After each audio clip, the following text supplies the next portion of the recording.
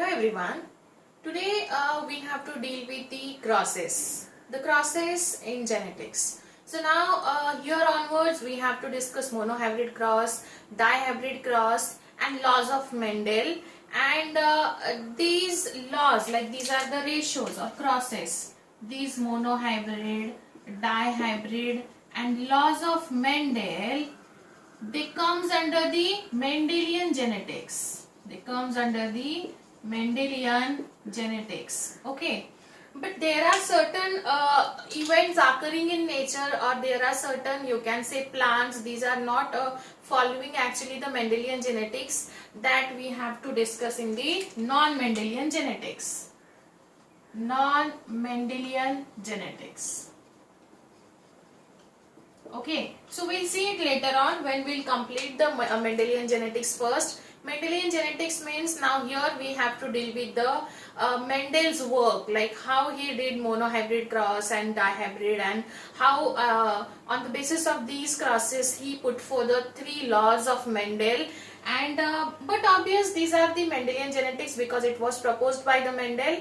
But then there are certain plants which will not follow, or these are not following actually the Mendelian genetics, and this is called as non-Mendelian genetics. Now here we have to discuss a very interesting and very you can say important terms, but then we'll discuss it later on after we finish the Mendelian genetics. Okay. So now here you don't have to make a chart or table. We'll make it in the next or uske baad wala session mein. But then now today we have to focus on monohybrid cross or Mendelian genetics, so that you can get an idea in terms of crosses and how you have to write down in examination, because this is the monohybrid cross, or this is the point where you can get the question in board at the same time in NEET also. But NEET में there would be a very tricky type of question, like cross से आपको ratios find out करने पड़ेंगे, और else maybe board में तो straight way 2 mark का question आता है, whether in terms of NCERT or whether in terms of state board. Remember guys, monohybrid cross पे state board पे काफी बार 2 और 3 marks के लिए question आ चुका है, and there is a pattern to write it. इसका एक pattern है, ऐसे ही नहीं चलो आप गए और लिख लिया आपको पूरे marks मिल जाएंगे. You should follow a pattern of writing it during board examination, and NEET के questions भी हम करेंगे. So yes, first we'll discuss how like what is monohybrid cross and how you should write it in the exam. Okay, so you can also write it down with me. First we'll find out the meaning of monohybrid cross. Mono means there should be only one trait or character into the account, so that only one character or one trait will come close to each other, I would say, and they will be crossing each other and they will be forming a hybrid. For example, mono means one, so we have to consider only one character. Now again, remember again one point, whenever you have to draw a cross in terms of genetics, remember tall and dwarf is the like stem of height is a very, you can say, soft corner हो जाएगा आपके लिए, because it's easy, जो आप आराम से लिख सकते हो, और easy to remember also and easy to plot also. So yes, पहले हम शुरू करेंगे ये मोनोहाइब्रिड क्रॉस है क्या actually. So what Mendel did actually to withdraw the conclusion from the monohybrid cross, and ये हम पढ़ेंगे. Like in previous session we already have seen the terminologies in genetics. Terminologies हम ऑलरेडी पढ़ चुके हैं. Now it's time to plot this terminologies in actual cross. Okay, तो चलो मेरे साथ आप भी लिख सकते हो. Monohybrid means we only have to consider a one pair or one trait of character. So first आपको लिखना पड़ेगा यहाँ parents. Parents either male होगा या female होगा. We'll deal it later on. Phenotype हमने पढ़ा है. Phenotype मतलब whatever character you are observing externally, this is the phenotypic character. Phenotypic character मतलब अगर हम height of the stem consider करते हैं तो that would be a tall. It has to cross with its recessive character. So this is the dwarf. Tall and dwarf, this is our contrasting pair that we already know. Now after that, after phenotype, you should like expect to write the genotype. आपको यहाँ genotype लिखना पड़ेगा. Genotype मतलब like this, because now this is the dominant one, हम इधर cross के इधर side dominant लिखेंगे, उधर साइड रिसेसिव लिखेंगे. So here would be a double dose of capital T because it is represented as a dominant one. And now here we have to write like same pattern में, but this is the dwarf. So we already know dwarfness is the shown in terms of genetics with the small letters. So ये homozygous dominant हो गया, ये homozygous recessive हो गया. homo मतलब क्या? same रहेगा.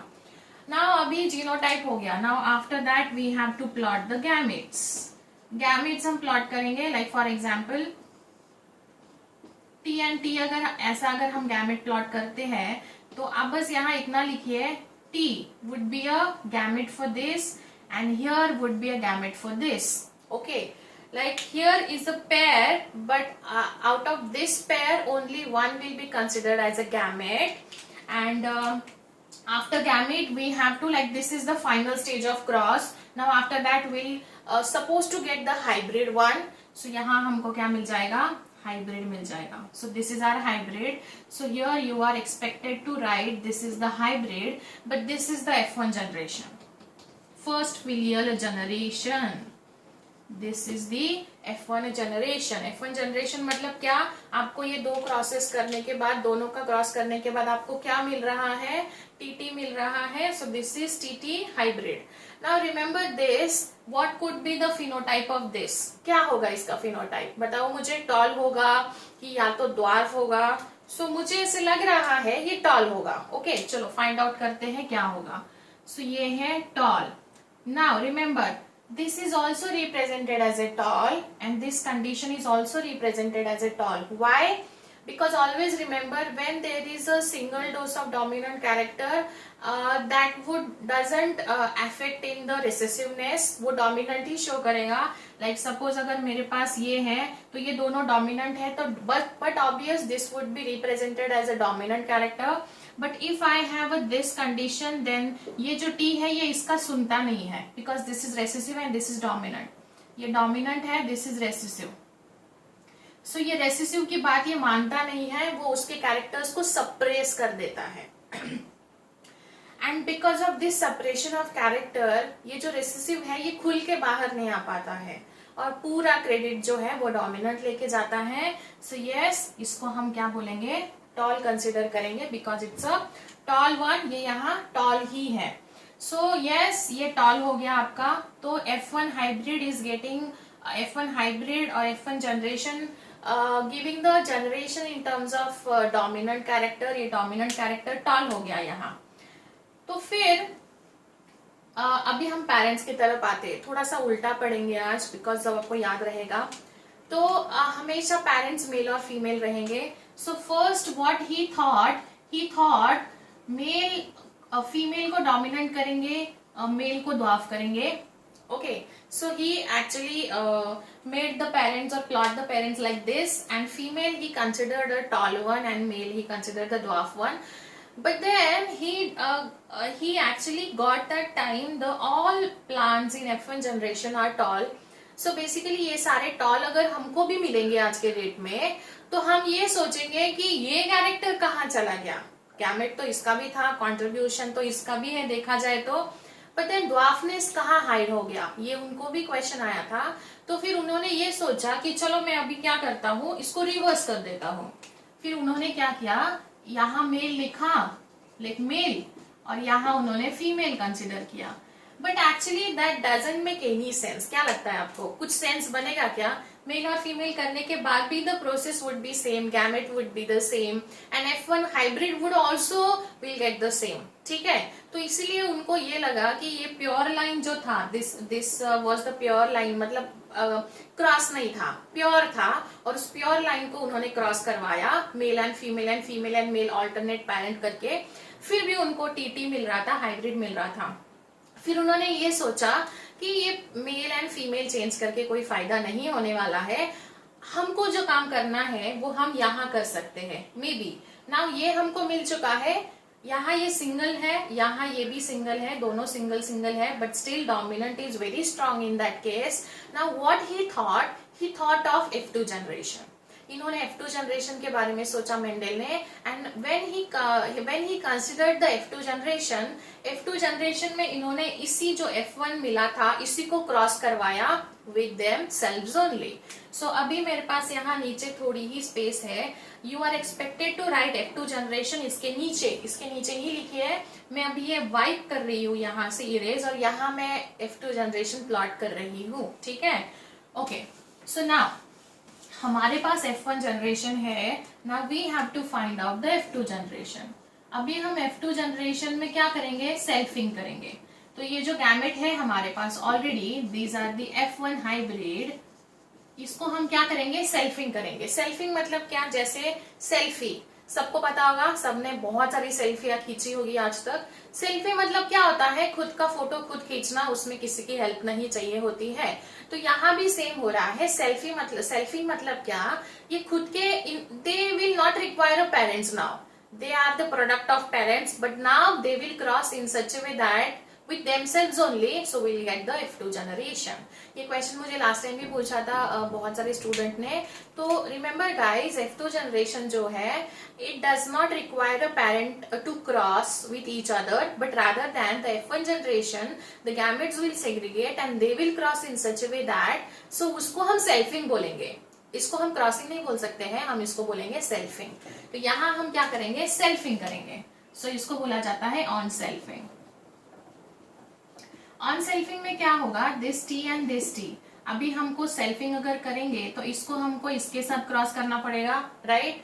अगर मैं इसको क्रॉस करूंगी तो मुझे वापस वही मिलने वाला है, ठीक है। Then what he did actually, इन्होंने क्या सोचा मेंडल ने, अगर मैं पुनेट स्क्वायर के साथ इसके क्रॉसेस प्लॉट करूं तो Punnett square what's proposed by, हमने पढ़ा है रेगिनाल्ड पुनेट, और it is also called as checker board method. So F2 generation generally Punnett square से शो करी जाती है। So now see, Punnett square आपको कैसे प्लॉट करना है, बहुत इजी है, जो वहां लिखा है उसी के साथ हमें क्रॉस करते चलना है या फिर उसको प्लॉट करना है। बट अगर इसमें गड़बड़ हो गई तो पूरा गलत हो सकता है। तो आपको पहले ये गैमेट यहाँ लिखेंगे, दूसरा गैमेट यहाँ लिखेंगे, फिर ये यहाँ लिखेंगे, फिर ये यहाँ लिखेंगे, यहाँ मेल एंड फीमेल। नाउ इसको कैसे लिखते हैं वो समझ लीजिए, सो दैट अभी तो 4 ही बॉक्सेस है, देन इसके बाद डायहाइब्रिड आएगा, that will be having 16 boxes, फिर ट्राइहाइब्रिड आएगा, उसमें 64 बॉक्सेस बनेंगे।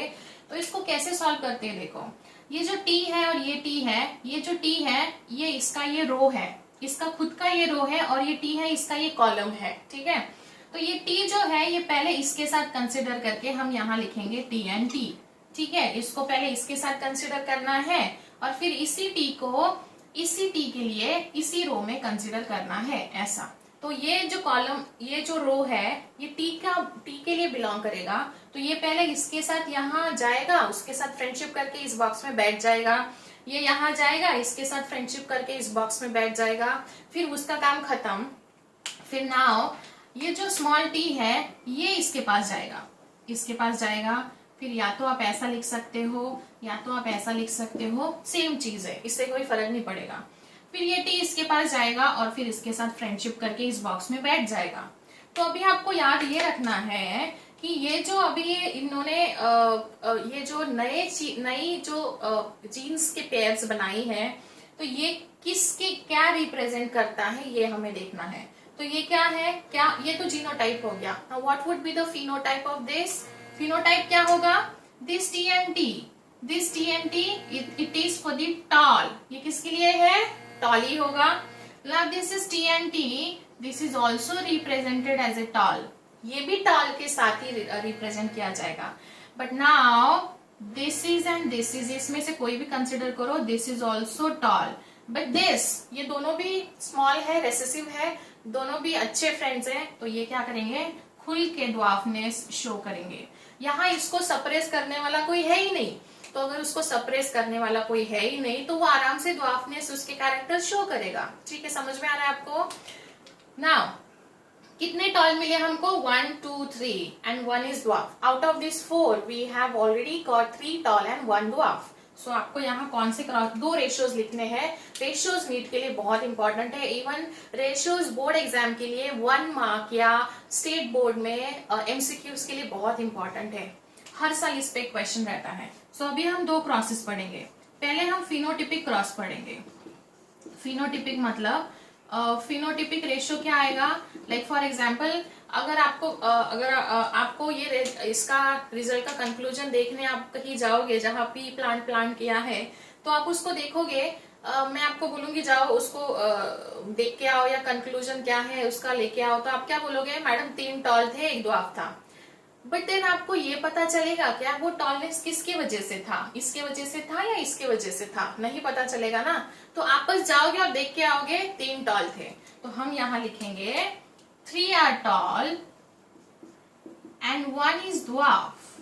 बाहर से देख के एक्सटर्नली जो हमको पता चलेगा वो 3:1 रेशियो हो जाएगा। ठीक है, 3:1 मतलब यहाँ क्लियरली दिखाई दे रहा है 3 टॉल है 1 ड्वार्फ है। 3 ऐसे बड़े बड़े होंगे, ये टॉल है, और 1 होगा ड्वार्फ, एक छोटा होगा, और 3 बड़े होंगे। Right, okay. तो ये हो गया फिनोटिपिक रेशियो। बट अगर आपको जीनोटिपिक रेशियो पूछा है तो क्या करोगे? जीनोटिपिक रेशियो मतलब क्या, लाइक फॉर एग्जाम्पल ये टॉल है, जैसे मैंने आपको बोला ये 3 टॉल है। ठीक है, ये 3 टॉल है लेकिन ये ड्वार्फ है, तो आपके लिए कोई कंफ्यूजन नहीं होगा, dwarf would be a dwarf only. लेकिन टॉल, लाइक फॉर एग्जाम्पल मान लीजिए ये टॉल इस जीन के वजह से है, कलर देखिए मार्कर का क्या है, ये इसके वजह से है, और ये दोनों जो है वो इस जीन के वजह से है। मतलब देखा जाए तो यहाँ 2 जीनोटाइप्स रिस्पॉन्सिबल है to give the tallness in nature. तो है कि नहीं अलग, ये देखो डबल डोज ऑफ टी है, यहाँ सिंगल डोज ऑफ टी है, तो genotype would be a different in that case. इसीलिए आपको याद रखना है, ऐसे लिखो, दिस इज फॉर टॉल, कितना है 1, this is for tall also, कितना है ये 2, और finally the dwarf 1, this is also 1। So ratio कितना आया 1:2:1। Now remember how many boxes are there, 4। इसका एडिशन देखो, 2 + 1 + 1 4, 3 + 1 4। ये पहले एडिशन कर लीजिए, और फिर अगर आपके नंबर अगर एडिशन के बाहर जा रहे हैं तो आपने कुछ गड़बड़ करी है, याद रखिए एग्जाम में भी। अब ये मोनोहाइब्रिड क्रॉस है इसलिए इजी है, 3:1 और 1:2:1। ये क्वेश्चन डेफिनेटली एग्जाम में रहता है, बोर्ड में हो या फिर नीट में हो, नीट में पूछे जाते हैं ये क्वेश्चंस। सो मोनोहाइब्रिड में हमने बस एक पैरेंट कंसिडर किया, सॉरी एक ट्रेट कंसिडर किया, और उस ट्रेट के साथ हमने डील किया, और आपको एक्सपेक्टेड है शुरू से एक क्लीन नए पेज पे शुरू करिए लिखना, ऊपर से लेके नीचे तक विद द क्रॉसेस पे रुकना है आपको, नीचे पूरा एक्सपेक्टेड है ऐसा क्लियर कट लिखना, एग्जाम में भी ऐसा ही लिखोगे आप। ठीक है, ओके। सो नाउ ये मोनोहाइब्रिड क्रॉस था, this is how we have to write the monohybrid cross. I hope you have like आपको समझ में आई होगी concept. You can take another example to cross, आप प्रैक्टिस के लिए कोई अलग एग्जाम्पल ले सकते हो, लाइक सीड का ले सकते हो, फ्लावर पोजिशन या फ्लावर कलर ले सकते हो, एंड आप मुझे भेज सकते हो फोटो कि आपने कैसा लिखा है, या सही है कि नहीं सही है। तो यस, यहाँ हमने मोनोहाइब्रिड क्रॉस पढ़ा। Now in next session we have to deal with the dihybrid cross. If any doubt, let me know, and we are done with the session today. See you in next session. Thank you.